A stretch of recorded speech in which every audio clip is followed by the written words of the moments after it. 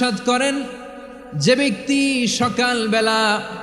3 বার তেলাওয়াত করবে আউযু বিল্লাহিস সামিউল আলিম মিনাশ শাইতানির রাজিম, এরপরে সূরা হাশরের শেষ 3টি আয়াত তেলাওয়াত করবে, রব্বুল আলামিন ওই ব্যক্তির জন্য 70,000 ফেরেশতা নিয়োগ দিবেন যারা সারা দিন ওই লোকের জন্য মাগফিরাতের দোয়া করবে। শুধু এখানেই শেষ নয়, বিশ্বনবী ফরমান ওয়া ইন মাতা ফি যালিকাল ইয়াউমি মাতা শাহীদান, ওই দিন যদি ওই ব্যক্তিটা ইন্তেকাল করে সে শহীদ হয়ে কিয়ামতের দিন আল্লাহর সামনে দাঁড়াবে। সকালবেলা যদি পড়েন 3 বার আউযু বিল্লাহিস সামিউল আলিম মিনাশ শাইতানির রাজিম 3 বার পড়ে সূরা হাশরের শেষ 3 আয়াত যদি তেলাওয়াত করেন,